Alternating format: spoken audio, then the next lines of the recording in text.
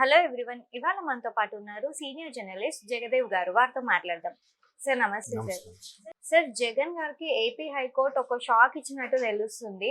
అంటే ఏ విషయాలపైన తనకి అలా వచ్చింది సార్? ఏపీ హైకోర్టు షాకు అంటే అందరూ ఆలోచించేది ఏంటంటే ఈ బెయిల్ రద్దు కానీ లేదంటే ఎలక్షన్స్ టైంలో కొన్ని క్యాన్వాసింగ్ టైంలో ఇష్యూస్ కానీ అని అనుకుంటున్నారు. కానీ వాస్తవానికి ఉత్తరాంధ్రకు సంబంధించిన ఎమ్మెల్సీ విషయం ఏదో వచ్చినట్టుంది వాళ్ళు. ఓకే. సో ఎమ్మెల్సీ జనరల్గా ఎవరైతే ఉన్నారో ఆయన పేరు రఘురాజు ఏదో ఆయన. సో అతన్ని అభ్యర్థిత్వం రద్దు చేసినట్టుగా మండలి చైర్మన్ గారు అది నిర్ణయం తీసుకున్నారు. అప్పుడు మోషేన్ రాజు ఎవరో ఉండేవారు చైర్మన్. సో ఆయన నిర్ణయం తీసుకోవడం ఓకే అనుకున్నారు.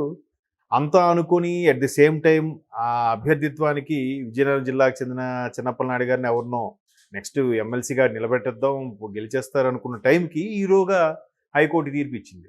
విషయం ఏంటంటే ఆయన అభ్యర్థిత్వాన్ని ఎందుకు రద్దు చేస్తుంది అంటే ఒక పార్టీ గుర్తు మీద లేదంటే ఒక పార్టీకి సంబంధించి గెలిచిన వ్యక్తి పార్టీ ఫిరాయింపుల చట్టం కింద అది చెల్లదు అనుకొని ఎవరైతే వైసీపీ వాళ్ళు నిర్ణయం తీసుకున్నారో వైసీపీ ప్రభుత్వం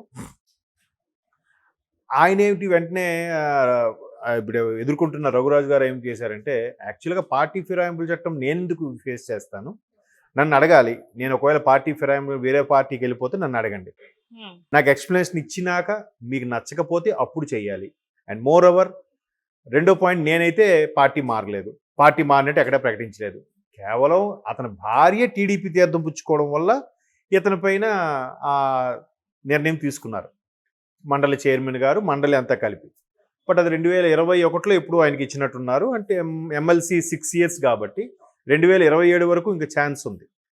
సో అతని భార్య టీడీపీ తీర్థం పుచ్చుకుంటే ఇతనికి అనర్హత వేటు ఎందుకు వేశారు? ఇతను ఎక్కడైనా స్టేట్మెంట్ ఇచ్చాడా?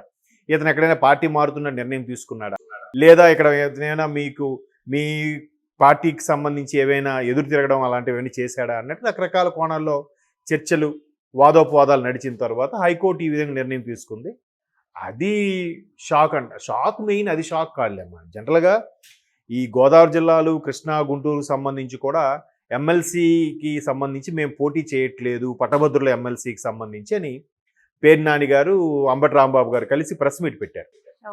అలా ప్రెస్ మీట్ పెట్టినప్పుడు ఇదేంటిది వీళ్ళు ప్రెస్ మీట్ పెట్టారని చూస్తే మా నాయకుడికి మేము వివరించాం, ఇక్కడ ఎన్నికలు సజావుగా సాగే పరిస్థితి కనిపించటం లేదు. అండ్ మోర్ ఓవర్ కూటమి అందరినీ పోలీసుల్ని అధికారుల్ని వాళ్ళు గుప్పిట్లో పెట్టుకుంది, మాకు సజావుగా సాగుతున్న నమ్మకం లేదు. ఇదే విషయాన్ని మా అధినేత జగన్మోహన్ రెడ్డి గారికి కూడా తెలియపరిచాం, ఆయన దీని మీద యాక్సెప్ట్ చేశారు, అందుకు మేము ఎన్నికల నుంచి విత్డ్రా అవుతున్నాం అని చెప్తున్నారు. ఈ వీళ్ళే చెప్పినా జగన్మోహన్ రెడ్డి గారు యాక్సెప్ట్ చేసే పరిస్థితి ఎక్కడుంది? జగన్మోహన్ రెడ్డి గారు సొంత నిర్ణయమే కదా, మంత్రులు చెప్పింది కూడా వినరు. మాజీ మంత్రులు, ఇప్పుడు మాజీ మంత్రులు, ఒకప్పుడు పదవిలో ఉన్నప్పుడు ఎవరి మాట వినేవారు కాదని కూడా మనం చాలా వార్తల్లో చూసాం. సో ఇప్పుడు ఈ నిర్ణయం ఎందుకు తీసుకున్నారంటే అసలు విషయం కూటమి ప్రభుత్వం ఈ విధంగా నడిపిస్తుందని కాదు, అసలు వీళ్ళకి అభ్యర్థులు లేరు. ఎమ్మెల్సీకి పోటీ చేయగల అభ్యర్థులు ఎవరున్నారు? లేరు. మొదటిది పోనీ వీళ్ళు ఏరుకోరి ఎవరినైనా పెట్టినా గెలుస్తారని నమ్మకం లేదు. రెండోది, అంత వ్యయ ప్రయాసలు కోర్చి ఎవరు నిలబడతారు? నిలబడినా వైసీపీ తరఫున గెలిచే అవకాశం లేదు కాబట్టి ఒకవేళ పొరపాటుని గెలిచినా వాడి ఉపయోగం ఏంటి ప్రభుత్వం లేనప్పుడు? నెంబర్ 2. నెంబర్ 3, ఒక్కొక్కరుగా 11 సీట్లకే పరిమితమైన వైసీపీకి జనంలో ఎంత ప్రజాదరణ ఉందో, ఎంతగా గత ప్రభుత్వంలో ఎన్ని అరాచకాలు లేకపోతే ఎన్ని విషయాలు దారుణాలు జరిగాయో అందరికీ గుర్తుంది.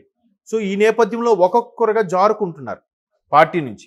సో జారుకోవడం, ఇంకొంతమంది దూరంగా ఉండడం, ఇంకొంతమంది స్తబ్దుగా ఉండిపోవడం, ఇంకొంతమంది ఎందుకు లేరా మన అసలు రాజకీయాలే వద్దురా అని చెప్పి బిజినెస్లు అవి చేసుకోవడం. ఇట్లాంటి నేపథ్యంలో అభ్యర్థులు ఎక్కడున్నారు? కార్యకర్తలు అయితే ఉన్నారు, నాయకులు ఉండాలిగా. కొన్ని వందల మంది లక్షల మంది కార్యకర్తలు నడిపించే నాయకులు పార్టీకి అవసరం. సో ఈ నేపథ్యంలో 2029లో జరగబోయే సార్వత్రిక ఎన్నికలకి, అంటే ఈలోకి జమేలి వస్తే చెప్పలేం, సార్వత్రిక ఎన్నికలు జమేలి రాకుండా సార్వత్రిక ఎన్నికలు వచ్చేలాగా ఉంటే నెక్స్ట్ 2029లో ఎవరెవరు అభ్యర్థులు అనేది కూడా వైసీపీకి ప్రశ్నార్థకంగా మారింది. అప్పటి వరకు పార్టీ మనుగడ ఏంటనేది కూడా ప్రశ్నార్థకంగా మారింది. ఎందుకు? సొంత తల్లి చెల్లి కూడా పార్టీని వీడి బయటికి రావడం, ఈ మధ్యన ఆస్తి తగాదాలు ఏవో బయటికి రావడం, వాళ్ళ మీద కూడా కొంతమంది వైసీపీ కార్యకర్తలు అసభ్యకరమైన వ్యాఖ్యలు చేయడంతో ఎవరనే తల్లి చెల్లిని కూడా వీళ్ళు వదలట్లేదే రాజకీయ పరంగా అని ఒక బ్యాడ్ అయితే వెళ్ళిపోతుంది కదా జనాల్లోకి. ఇప్పుడు వాడెవడో సంయమనం కోల్పోయి రాశాడు, వీళ్ళు కనీసం ఖండించాలిగా. అరే మీరు కనీసం తల్లి చెల్లి వైపు వెళ్ళొద్దు, ఇలాంటి అసభ్యకరం చెయ్యొద్దు అని ఒక్క నాయకుడు కానీ వాళ్ళ అధినేత జగన్మోహన్ రెడ్డి గారు కానీ ఎక్కడ ఖండించలేదు. ఖండించకపోవడం ఇంకొంత బ్యాడ్గా వెళ్తుంది కదా. ఇట్లాంటి నేపథ్యంలో ఒక్కొక్కరు జారుకుంటారే తప్ప ఎవరు వస్తారు పోటీ చేయడానికి? పోనీ ఎమ్మెల్యేగా ఓడిపోయిన వాళ్ళు చాలామంది ఉన్నారు, వాళ్ళు ఎవరన్నా వస్తారా? మాజీ మంత్రులు ఎవరో వచ్చి నిలబడొచ్చు కదా, ఎందుకు నిలబడట్లేదు? నిలబడి ఓడిపోయి పరాభవం చెందే కన్నా ఇట్లా ఊరికే స్టైల్గా చెప్పొచ్చు కదా, మాకు కూటమి మీద నమ్మకం లేదు, పోలీస్ వ్యవస్థ మీద సరిగ్గా ఎన్నికలు సక్రమంగా నిర్వహిస్తారని నమ్మకం లేదు కాబట్టి పోటీ చేయట్లేదని గంభీరంగా చెప్తున్నారు. అసలు విషయం ఇదని నా అభిప్రాయం. సో ఇప్పుడు ఆయన మీద అయితే ఇది విజయనగరం ఎమ్మెల్సీకి సంబంధించి రఘురాజు గారి మీద తీసుకున్న నిర్ణయం, అది ఆయనైతే పార్టీ ఫిరాయింపు అవ్వలేదు. ఆయన శ్రీమతి టీడీపీ తీర్థం పుచ్చుకోవడం వీళ్ళకి నచ్చక, లేదంటే ఒకే కుటుంబంలో భర్త ఒకవైపు భార్య ఒకవైపు ఏంటి అనే ఉద్దేశంలో వైసీపీ అతను సభ్యత్వం రద్దు చేస్తున్నట్టుగా చైర్మన్ ఆల్మోస్ట్ ఆల్ మన స్పీకర్తో సమానమైన ఇవి ఉంటాయి, పవర్స్ ఉంటాయి కాబట్టి ఆయన నిర్ణయం తీసుకున్నారు. దాన్ని సవాల్ చేస్తూ హైకోర్టుకు వెళ్ళడంతో ఏపీ హైకోర్టు అతని భార్య వెళ్ళింది కానీ ఆయన వెళ్ళలేదు కాబట్టి ఇది ఏ విధంగా నిర్ణయం తీసుకుంటారన్నట్టు కూడా చెప్పడం, అంటే 1 by 1 షాకులు. ఇప్పుడు అనిల్ కుమార్ యాదవ్ గారు, జోగి రమేష్ గారు లాంటి వాళ్ళు కూడా పార్టీ వేడుతున్నారు మాజీ మంత్రులు అనే వార్తలు కూడా ఆ మధ్యన చూసాం. సో పార్టీలో ఉండడానికి కూడా కొనసాగడానికి కూడా ఇష్టపడిన వ్యక్తులు ఎమ్మెల్సీగా వచ్చి అంత ఖర్చు పెట్టుకుని ఎందుకు పోటీ చేస్తారు? ఇవాళ రేపు కాలేజీలో ఎలక్షన్సే రాజకీయాలు తలపించేలా జరుగుతున్నాయి. సో ఇంక ఎమ్మెల్సీ అంటే పట్టభద్రులకు సంబంధించి అయినా కానీ చాలా ఖర్చుతో కూడుకున్న పని.